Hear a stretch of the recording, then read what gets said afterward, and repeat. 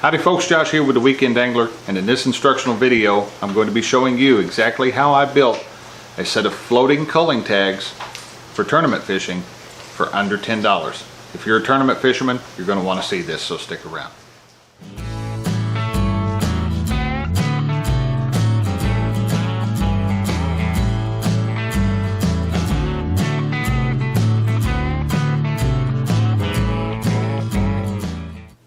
Alright guys, several years ago I was over at Bass Pro Shops and I picked up a culling system, and now their culling system that I happened to pick up consisted of a zippered pouch, a digital scale, a whiteboard with a marker, and several of these little plastic clip-on culling tags. They're all color coded, and the whiteboard has a color coded piece on it where you can write the weight of the fish.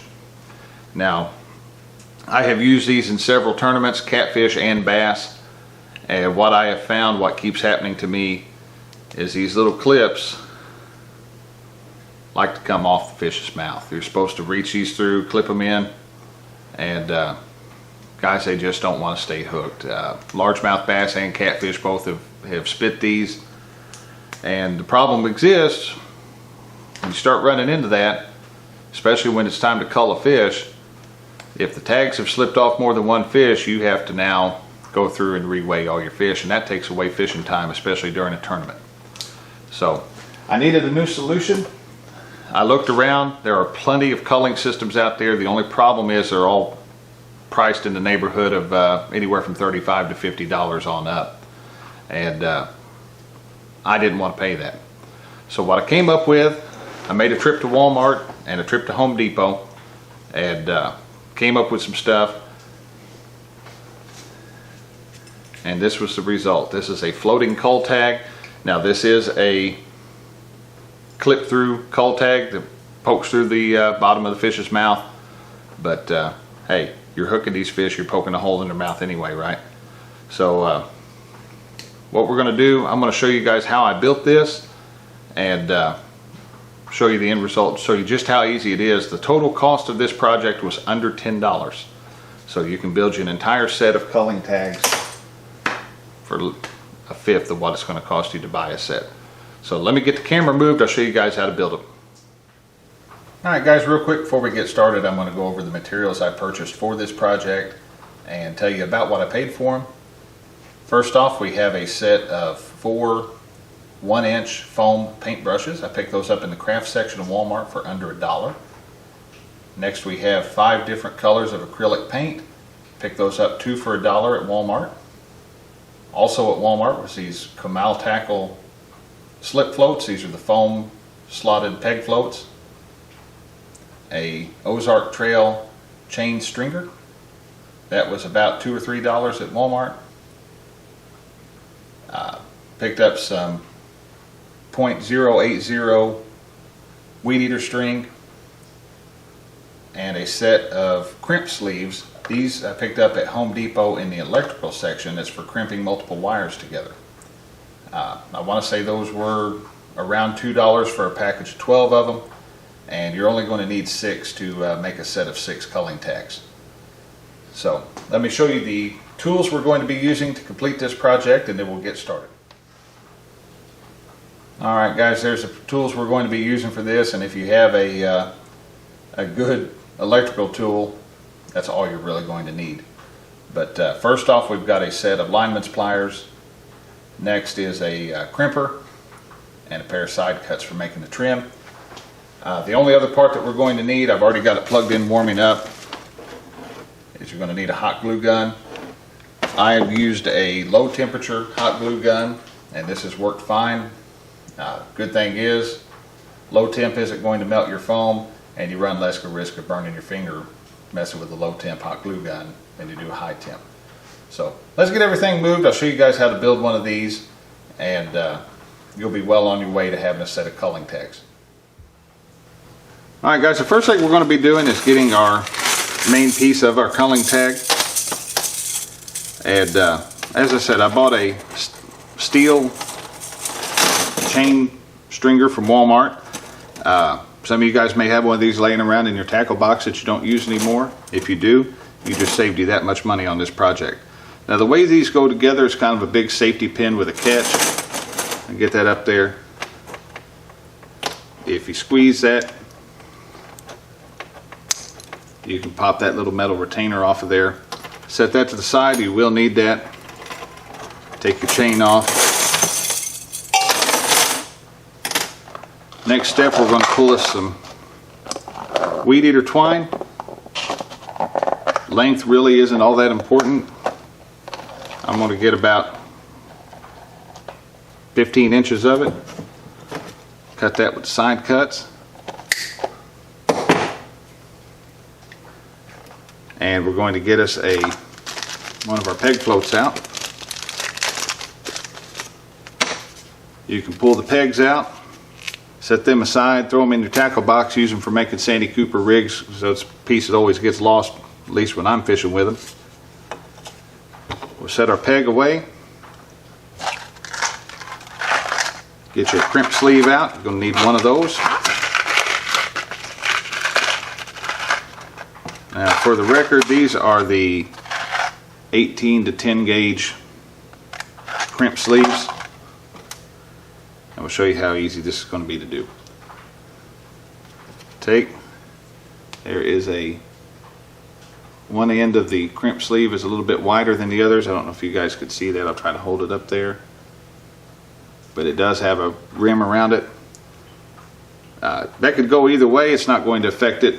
But the way I did mine, I put that ridged end facing upwards towards what's going to become the loop. Put your weed eater twine through. Bring it back down through. You've got a loop. Take your crimper. I'm using one that's got the good tooth in it. This is a Greenlee Communications electrical crimper. I do a lot of electrical work. We'll get that in there. Make sure our loop is still good to go. We'll give that a couple good crimps. Then kind of just crimp it back on itself.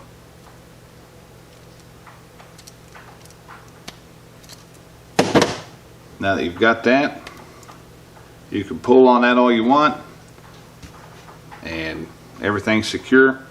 You can take your side cuts, cut that tag end off a little bit flush. It's going to give you just a little bit cleaner appearance. And now we are ready to attach that to the piece of the stringer. Put that on the lower rounded part of the safety pin. We'll put our safety pin catch on there. Trying to get this where you guys can see it. Get that on there. Clip it on. You can see that's holding it. It's holding that loop. We'll close our thing up. Alright guys, now that you have the stringer piece connected to your loop, the next step is to run your weed eater twine up through your float. Leave about an inch or so of tag end sticking at the front, and I'll show you why here in just a second. We're going to take our hot glue gun,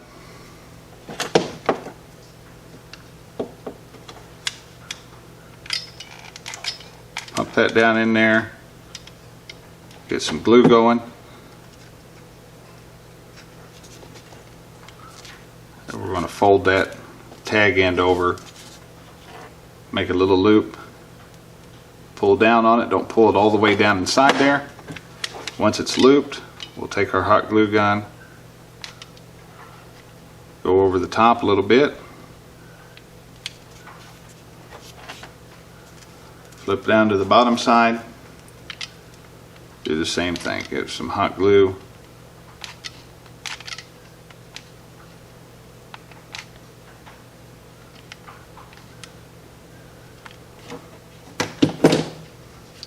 get that on there. We'll set that down and allow our hot glue to dry.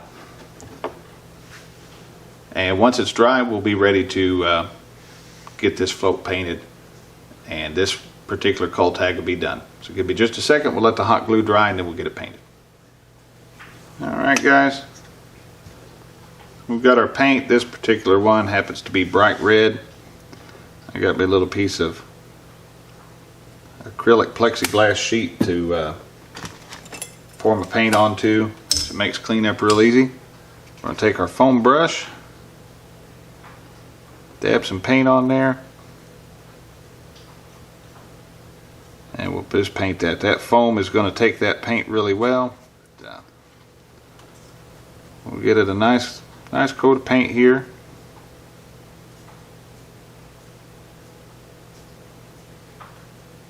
Doesn't have to be pretty. Trust me. I promise you the fish don't care if this is pretty or not. We'll get our first coat of paint on, and if you're working at a workbench like I am, I just took and clipped that other end of this down to the workbench.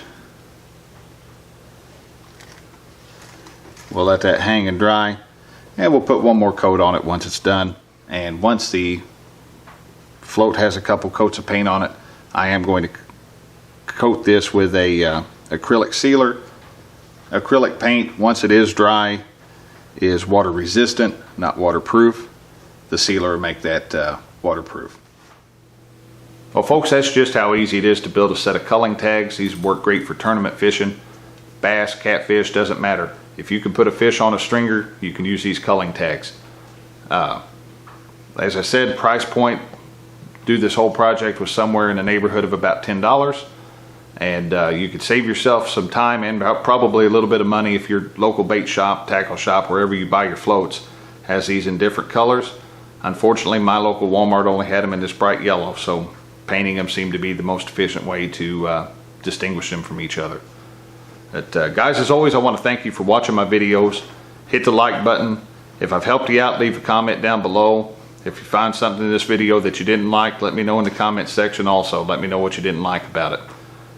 If you've come up with a better solution, let me know. Let me know what you come up with. I'm always looking for a better way of doing things. But I'm going to get these put together, get them all put inside a Ziploc bag, throw them in a storage compartment in my boat. They'll be ready for my next tournament. And I know when I lift my live well lid, I'm not going to have a culling tag floating up there at the top of the water unattached. And I know I'm not going to have to reweigh a fish that I've already weighed. So guys, once again, thanks for watching. And until next time, we'll catch you out on the water. Appreciate you watching Weekend Angler.